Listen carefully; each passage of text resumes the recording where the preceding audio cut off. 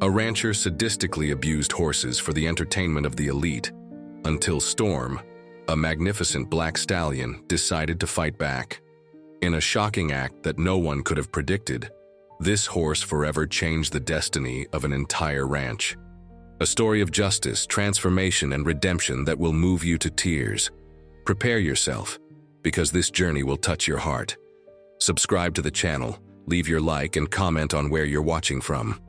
At the imposing Golden Crest Ranch, where the horizon stretches out in golden hues and the wind whispers through fields of ripe wheat, lives Richard Mendoza, a man whose fortune was built on the silent suffering of noble animals. At 55 years old, Mendoza carries on his face the marks of a life dedicated to domination. His always impeccable leather boots hide the invisible blood of countless battles against wild spirits he refuses to respect. On the southern plains of Texas, where coffee is served with the first ray of sunlight and cowboys gather to tell yarns on cold nights, Mendoza has transformed horsebreaking into a brutal spectacle that attracts wealthy ranchers from across the region. The sound of whips cracking through the air mixes with the enthusiastic applause of a crowd thirsty for violence disguised as tradition. Under the immense Texan sky, cruelty has found a prosperous home in the hands of this man. For 3 years, magnificent animals are subjected to training methods that break not only their bodies, but also their spirits. Deprivation of water and food, sharp spurs that tear already wounded flanks, and an electric shock device specially developed to break the most rebellious wills. These are just some of the instruments Mendoza uses with a smile on his face.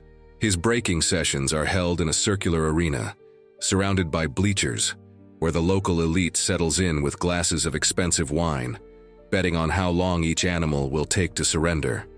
Among the many horses that have passed through the gates of Golden Crest, none caused as much impact as Storm. Black as the darkest moonless night, the 4-year-old stallion bears only one peculiar mark: a white star-shaped patch in the center of his forehead. The animal's eyes, deep and brown, seem to hold ancient secrets, as if within them resided a wisdom that transcends human understanding. Captured in the mountains after a chase that lasted 2 full days, Storm arrived at the ranch with the force of a hurricane, knocking down 3 experienced ranch hands who tried to restrain him. Mendoza saw in that magnificent specimen the perfect challenge, the trophy that would crown his reputation as the most skilled horsebreaker in the state. What he didn't know was that this was no ordinary horse. In Storm's veins ran the blood of a rare lineage, descended from the first horses brought by the Spanish conquistadors, animals that carried in their DNA the ancestral memory of freedom and dignity. The rancher has always been known for his arrogant nature. The only son of a gentleman who built the ranch with honest work and respect for animals, Mendoza grew up feeling inadequate in his father's eyes. While old Anthony Mendoza treated every animal on the property as a valued partner, young Richard found pleasure in subjugating, improving his power over weaker creatures.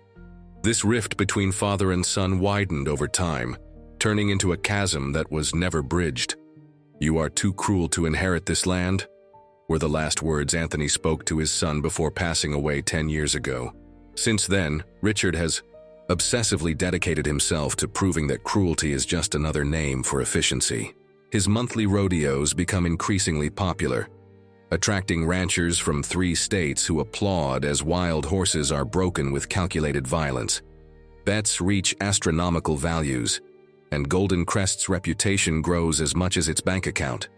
Mendoza's mansion, an imposing construction of stone and fine wood, has become a symbol of power in the region.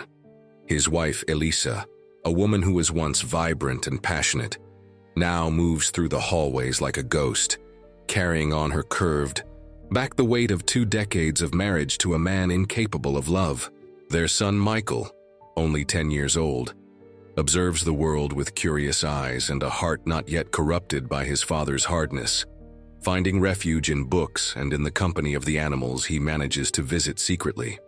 The precarious balance of the ranch begins to shift one autumn morning when a dusty pickup truck parks in front of Mendoza's office. From it descends Caroline Martin, 30 years old, dark hair tied in a long braid and green eyes that observe everything with scientific attention and innate compassion. recently graduated in veterinary medicine from Colorado State University. She chose this isolated region to start her career, driven by a purpose that goes beyond simple professional practice.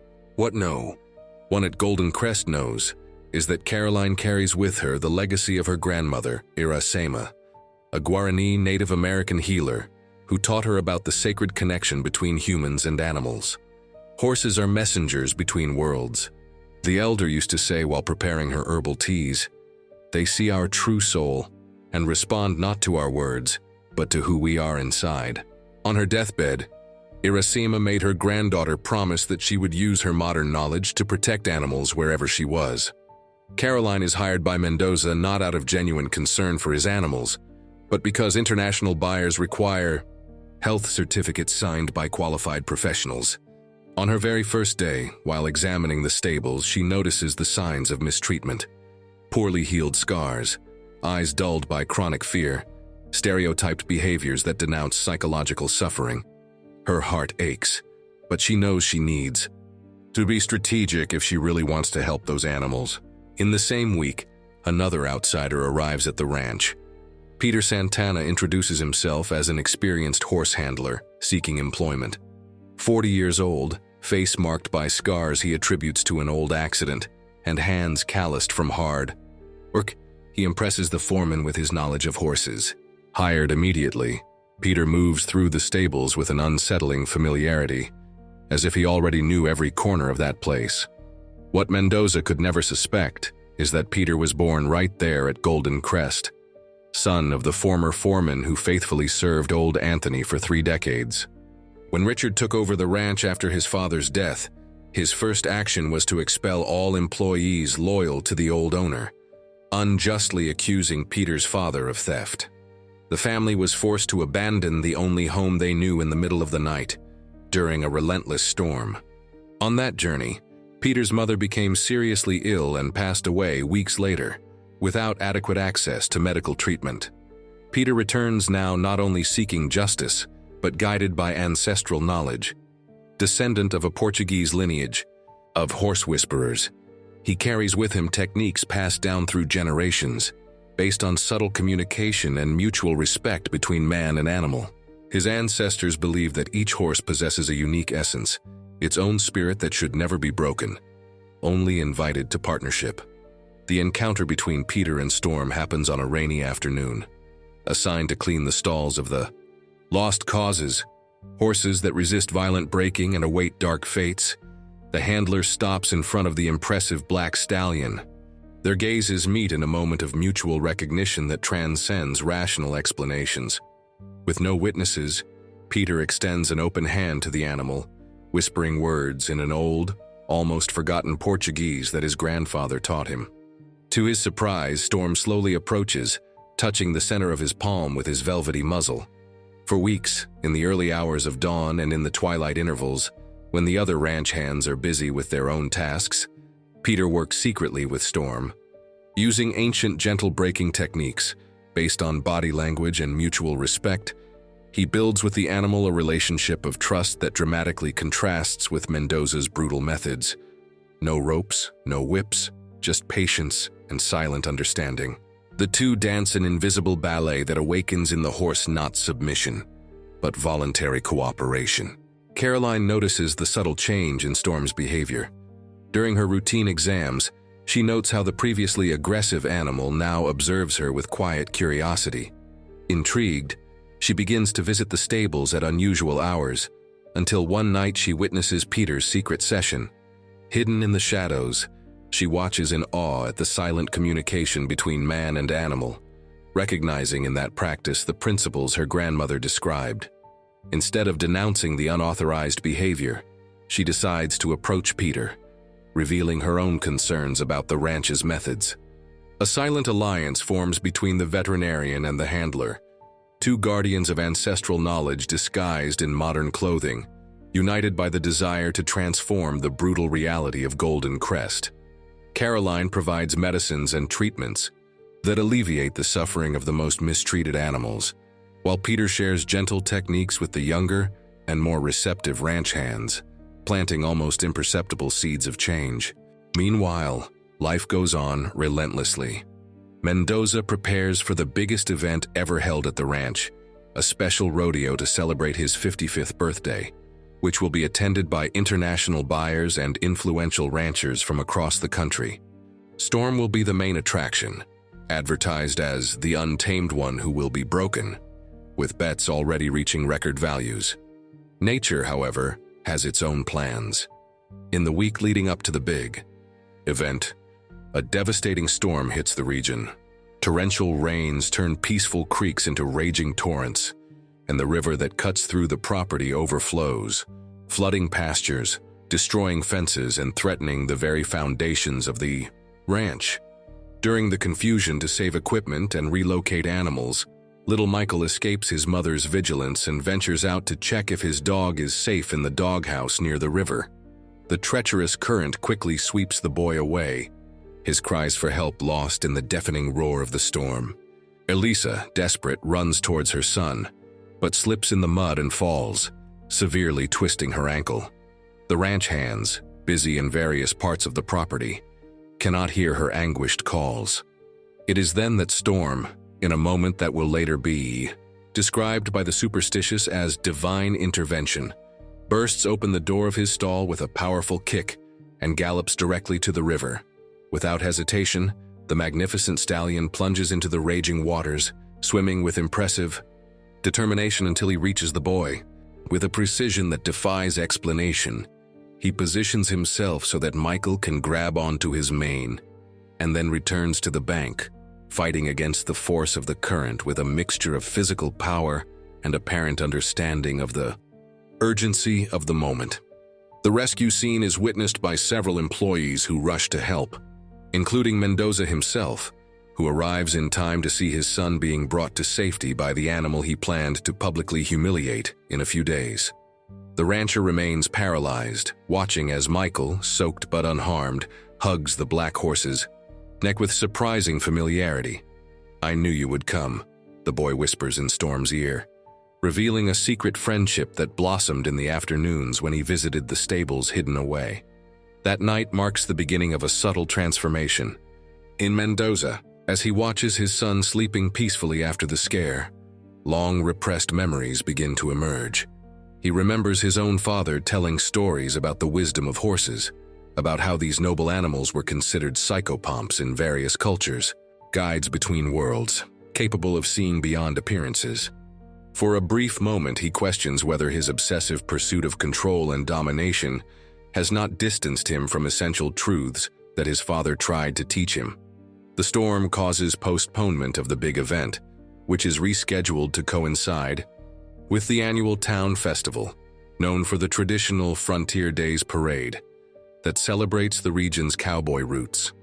Although shaken by the recent experience, Mendoza soon returns to his habits, pressuring the ranch hands to intensify Storm's training. The horse, however, demonstrates renewed resistance, as if the act of saving Michael had rekindled some primordial flame in his spirit. In the weeks leading up to the festival, the tension on the ranch grows palpable. Caroline discreetly documents the animal's conditions, preparing a detailed report that she intends to send to the authorities after the event, when she will have enough evidence. Peter continues his secret work with Storm, now with the occasional help of Michael, who demonstrates a natural ability to communicate with horses, a gift that Mendoza never noticed in the son he considered too weak to follow in his footsteps. Elisa, the silent wife who witnessed years of cruelty without daring to protest, finds a confidant in Carolyn. During medical visits for her injured ankle, the two women develop a cautious friendship. "I always knew what Richard does is wrong," Elisa confesses one particularly difficult afternoon. "But fear has many faces, and some are so familiar that we barely recognize them as fear." The veterinarian understands that in Elisa she may find a valuable ally, someone who knows all the dark secrets of Golden Crest. Finally, the day of the big event arrives. The ranch is transformed. Expanded bleachers, luxurious decorations, a state-of-the-art sound system, and cameras strategically positioned to broadcast the spectacle over the internet. Buyers from Europe and the United States circulate among Local ranchers all eager for the main attraction, the breaking of the legendary Storm, the horse that, rumors say, saved the owner's son during the flood. Mendoza, dressed in his cowboy gala attire, impeccable black jeans, polished leather boots, red bandana around his neck, and wide-brimmed hat, walks through the event like a king in his domain. He presents Storm to the guests as the last great challenge, promising a breaking demonstration that will go down in history. What no one notices is the feverish gleam in his eyes, the tension in his broad shoulders, the subtle signs of a man internally divided. When the moment finally arrives, the crowd falls silent in anticipation. Storm is led to the center of the arena, his black coat shining under the afternoon sun like polished obsidian. The white patch on his forehead seems to pulse with its own light. Mendoza enters the arena with his special whip and newly sharpened spurs, tools of a cruelty that has become his signature.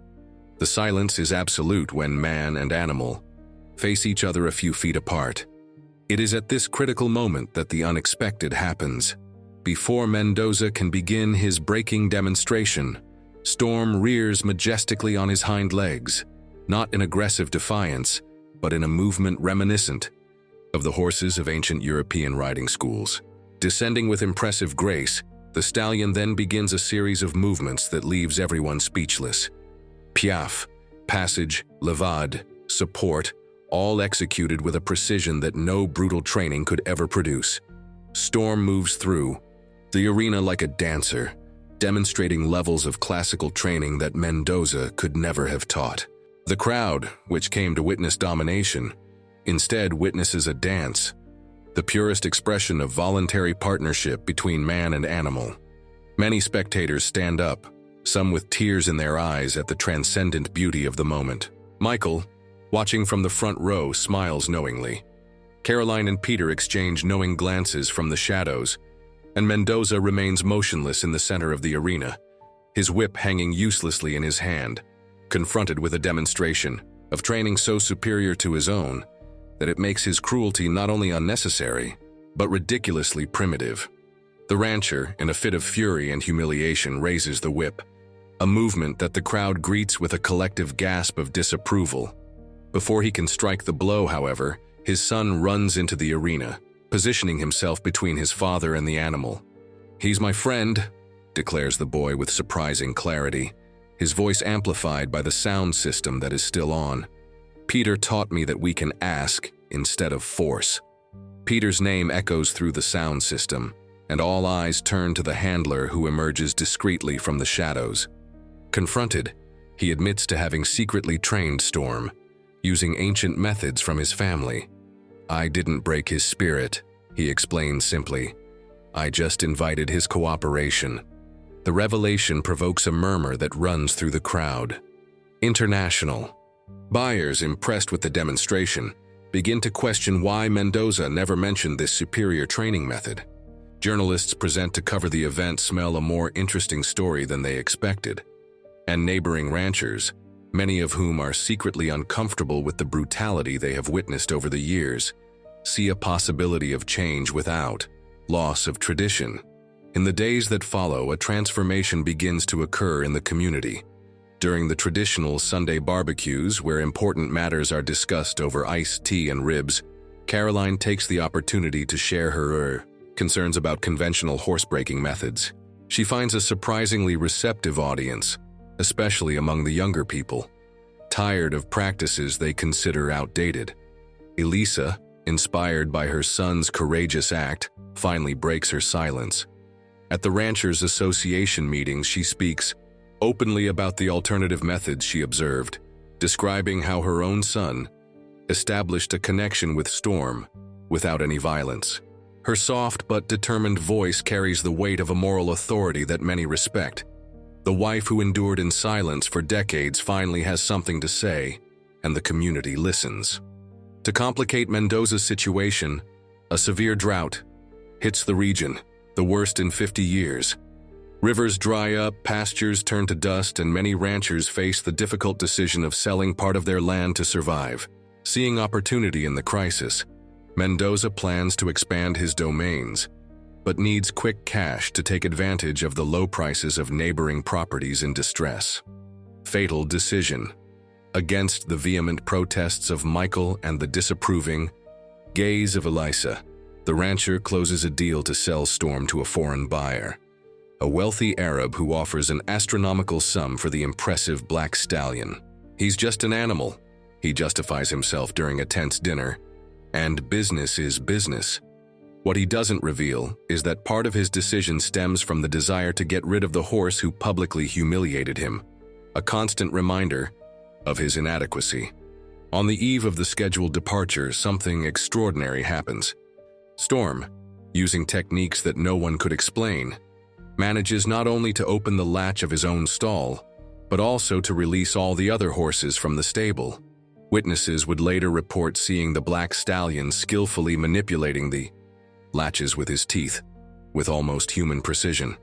Contrary to what would be expected, however, the animals do not flee. At dawn, when Mendoza arrives furiously at the empty stables, he finds all the horses gathered in the open field of the ranch, forming a perfect circle around Storm. The unusual scene quickly attracts the attention of the employees, the family, and even some neighbors who were arriving to watch the departure of the famous stallion. While everyone watches in astonishment at that inexplicable formation, a fire breaks out in the old barn, dried out by weeks of extreme heat. The flames spread with terrifying speed, threatening to reach the nearby fuel depot. Panic sets in among those present. The ranch's firefighting equipment is clearly insufficient for the magnitude of the disaster that is looming. It is then that they witness the unbelievable.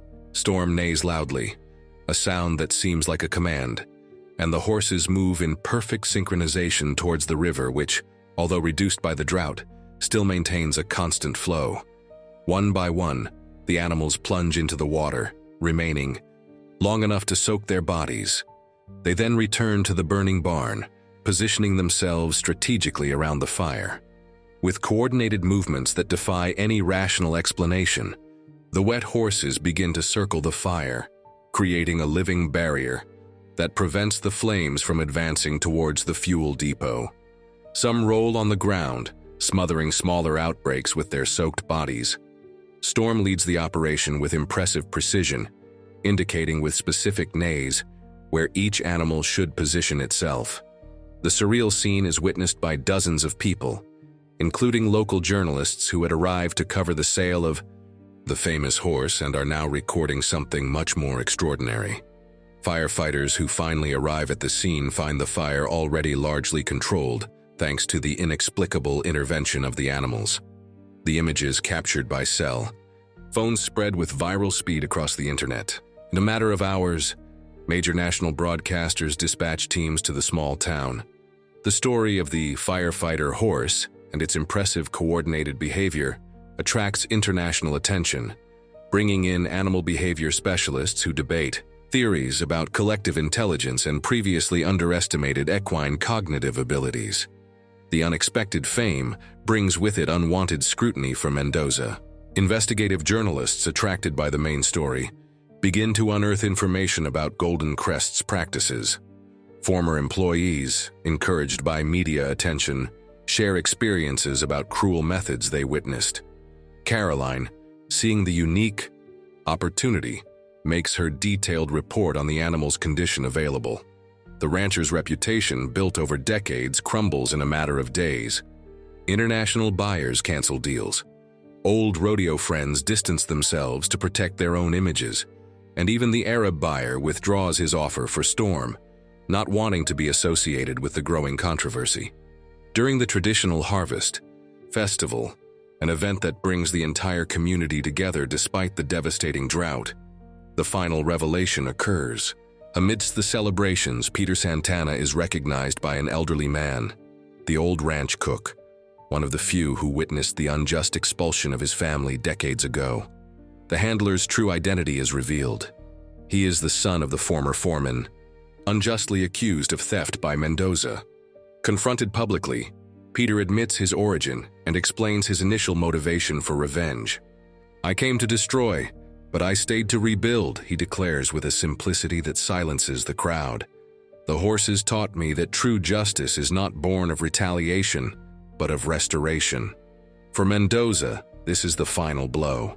Abandoned by his influential friends, despised by the community where his family has lived for generations, confronted by his wife and son who now openly question his choices, the rancher takes refuge in drink and isolation. For days he wanders through the parched fields of his property, confronting the toxic legacy he has built. On a new moon night, when the sky is as dark as Storm's coat, Mendoza goes for a solitary ride, drunk and tormented by dark thoughts. In dangerous terrain that he knows well, but neglects due to his altered condition, he suffers a serious accident. His horse is startled by a snake and throws him into a steep ravine. Seriously injured, the rancher finds himself trapped in an almost inaccessible location, with a broken leg and internal injuries. For 2 days, rescue teams try to reach him.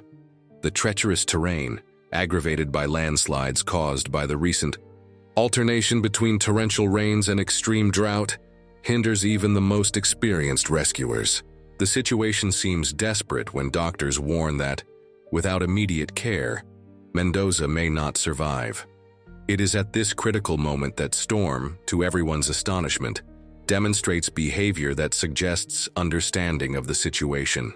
Restless, in his stall, neighing insistently, the stallion seems to be trying to communicate something. Peter, who has developed a unique sensitivity to interpret the animal's signals, suggests something seemingly absurd. Allow Storm to guide a rescue attempt. He knows paths that humans don't know, Peter insists, and he has agility that none of us possess.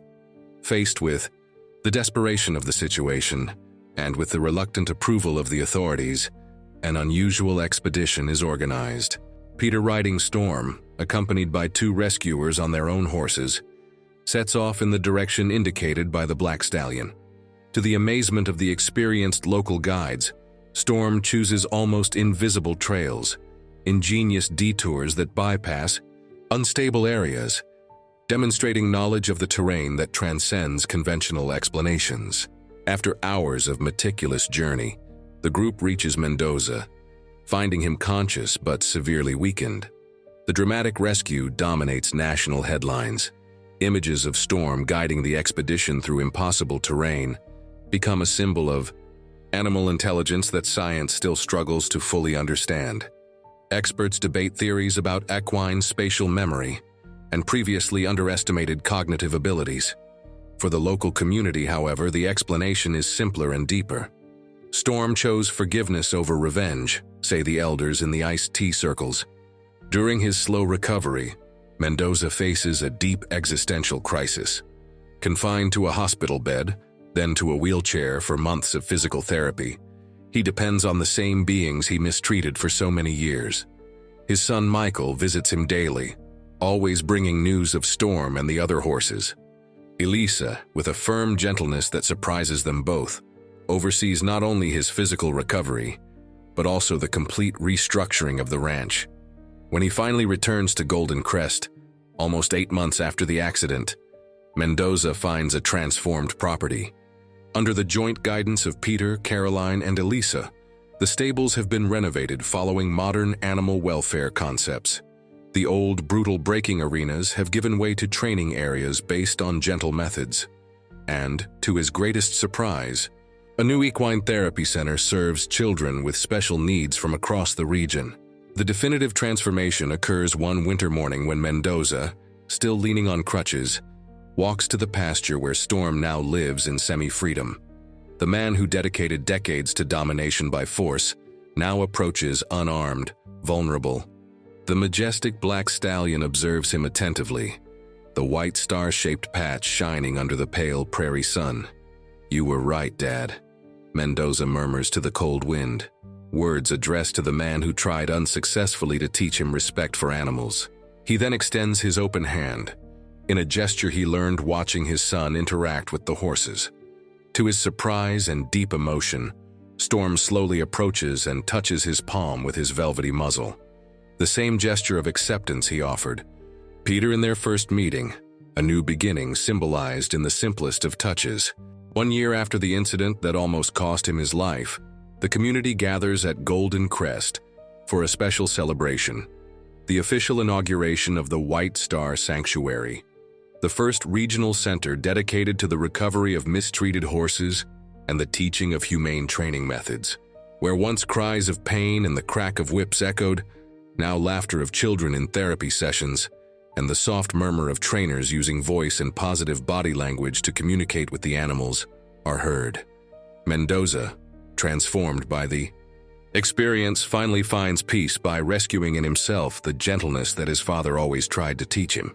Alongside Peter, he develops a training program that combines ancestral techniques with modern knowledge, proving that cowboy culture can preserve its roots without cruelty. Caroline, now married to Peter, oversees the health of the animals and develops academic research on equine behavior that attracts students from all over the country. Storm, now free to roam as he wishes, chooses to stay. The impressive black stallion forms a special bond with Michael, to whom he seems to teach ancient secrets of communication between horses and humans.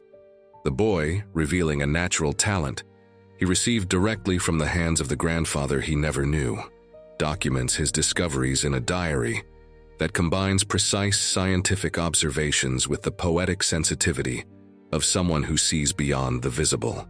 The story of Mendoza's transformation and Storm's extraordinary intelligence becomes a local legend, retold in iced tea circles where truths and myths intertwine under the infinite prairie sky. In the region's schools, children learn about animal communication and interspecies empathy, regularly visiting the sanctuary for practical experiences that will shape a new generation of ranchers.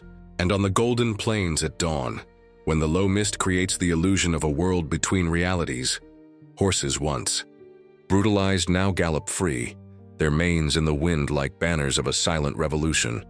Storm leads the group, his white star-shaped patch catching the first rays of sun like a beacon of hope. In this harmonious movement of negotiated freedom, neither complete wildness nor forced domestication, lies the true essence of redemption, the delicate balance between nature and humanity, possible only when respect replaces fear and understanding overcomes domination. Golden Crest Ranch, once a symbol of cruelty disguised as tradition, transforms into a model of cultural evolution, living proof that we can honor our deepest roots without perpetuating their shadows, and that true strength has never been in the ability to subjugate, but in the courage to recognize error and in the greatness of spirit necessary to rebuild from the ruins of who we once were.